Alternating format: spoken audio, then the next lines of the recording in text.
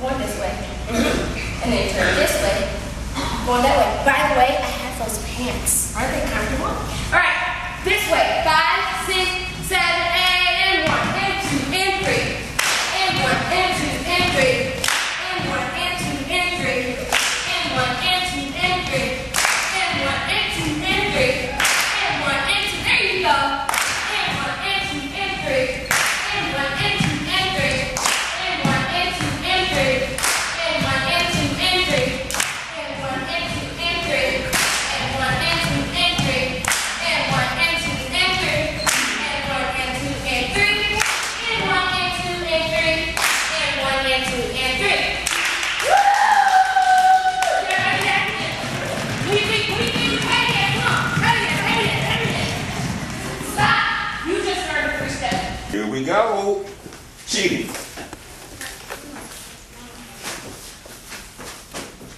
All right. First thing we want to do is find out what do you think about cheating. Yes, sir. It's like you look at someone else's paper for their work without Okay. doing your work. Okay.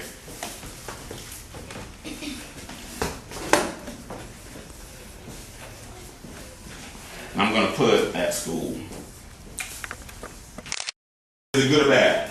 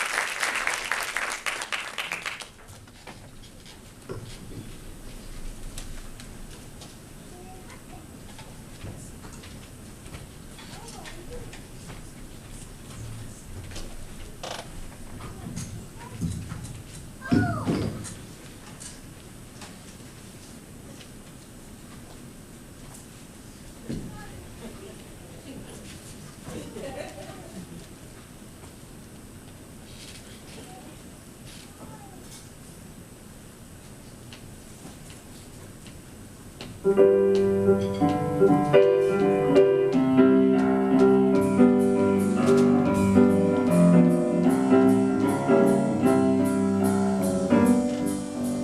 buzzer took a monkey for a ride.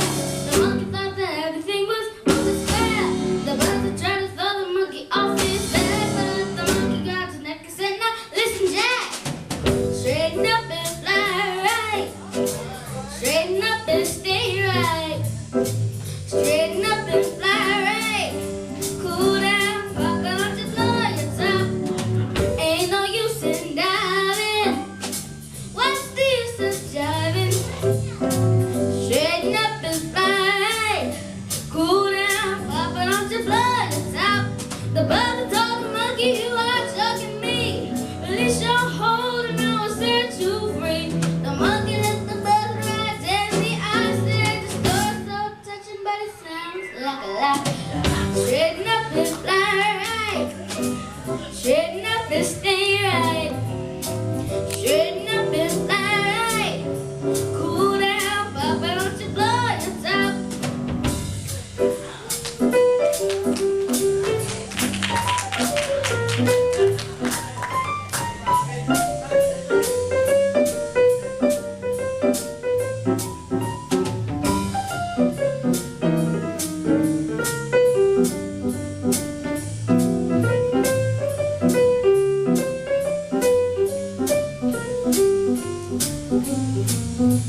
A buzzer took a monkey for a ride in the air.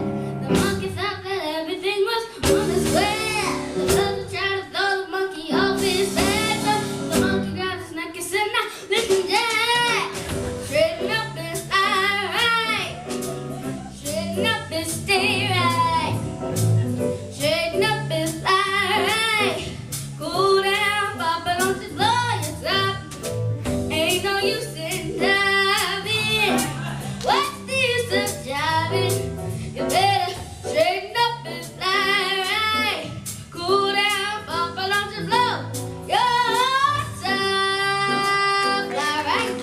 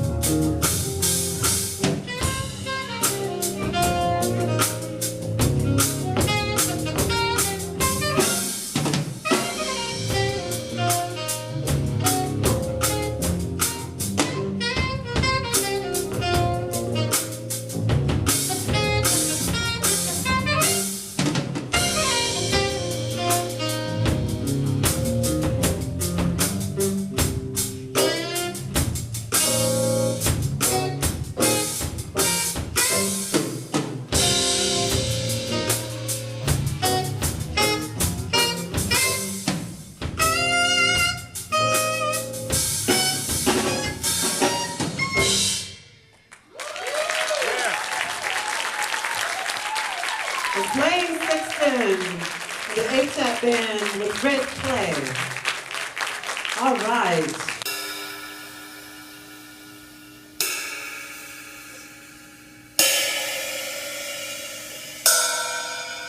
You hear the difference?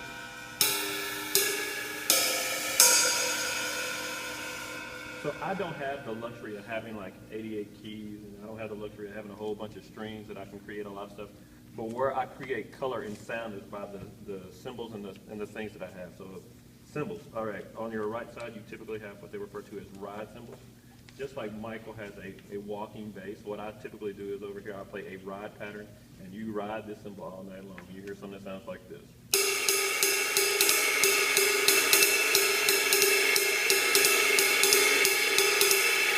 That's why it's called a ride cymbal, because you will ride this thing till the cows come home. You will ride it all night long. On your left side, they have what they refer to as typically crash cymbals, and in rock groups and funk groups, that cymbal is typically where you come off of the ride cymbal or the hi-hat, and you create a crash sound. So again, ride cymbal, crash cymbal. This cymbal is used to accentuate a sound or give it like a punctuation, almost like an exclamation point. Right here you have what they refer to as hi-hats. If you are playing something and this sound is too loud and you want to hear what the vocalist is saying, then you typically switch and again play the hi-hat because it creates a softer sound, but it also creates a place where you can keep time. So you hear this sound. All right, so we have hi-hat, crash cymbal, ride cymbals. All right, what is this called? What is this called? Ride cymbals. Good job. All right, here we go. Down here on the bottom, we're going to start at the bottom. You probably already know what this is called. What is this called? This is a bass drum. Bass drum gives you your low end frequency. So again, I'm in a position where I don't have a lot of notes, but I have a few low notes that I can create on the bass drum. All right, so this is my low end. Then up on the top, you have what they refer to as a tom. This is a mounted tom, and the reason this is a mounted tom is because you see it's mounted to this bracket right here. All right, and then this is called a floor tom, and the reason it's called the floor tom is because I don't know if you can see it, but it's actually on the floor. It has legs on the back of it, and you put it on the floor. All right, so again, this drum is smaller, so it's going to create a higher pitch. This drum is bigger, so it creates a lower pitch. This drum is the biggest, so it creates the lowest pitch. So you will hear high pitch, medium pitch, low pitch. So you saw I have these cymbals which create one different color. All of these create different sounds. Then I have these drums that create different sounds. And then the last thing that I have that creates a sound is called snare drum. And this is the only place where I have strings. All right, on the bottom of my drum, you have this thing that's called a strainer. It's called a snare string. You see that? Now, without that, this drum sounds just like another tom. So again.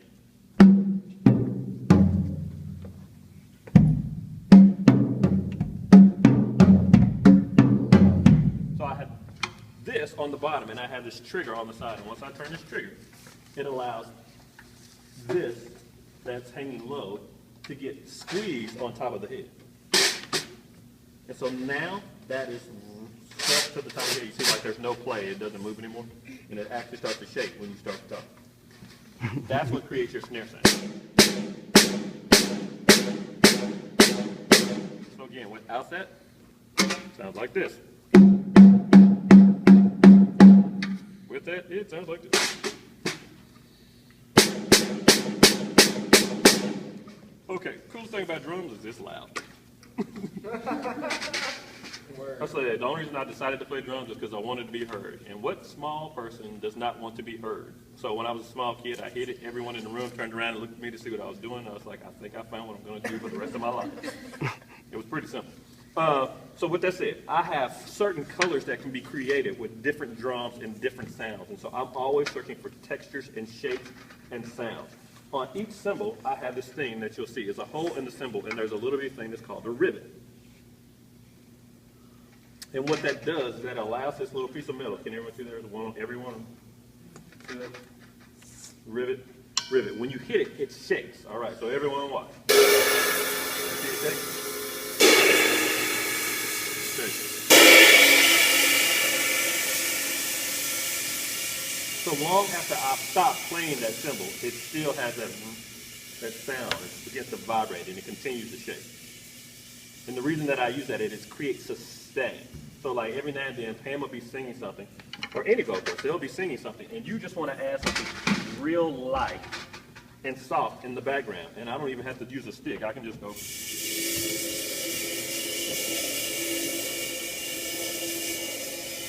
And I'll let the rivet do the work for me. All right, now that we got that out of the way, the only additional thing that I have that I take everywhere I go, you just cannot play a gig without a cowbell. And this is literally a cowbell. I mean, like they used to paint these around cows' necks, so like when the cows were out in the fields, there would be something and they could identify where the location of the cow was, because they didn't have GPS trackers on cows and stuff. So this was the original GPS tracker. They would put this around the cow's neck. It was a cool instrument that they adopted and started using in some settings. Now, just to give you a quick rundown, the reason all of these instruments came together back in the day, there was a thing called a drum troupe. And a drum troupe would come together in a village or a town, and somebody would bring a big drum, and somebody would bring a medium tom, and somebody would bring like a floor tom, and somebody would bring a snare drum, and somebody would bring like a shaker. And 4 or 5 guys would come together, and they would play each one of these instruments individually.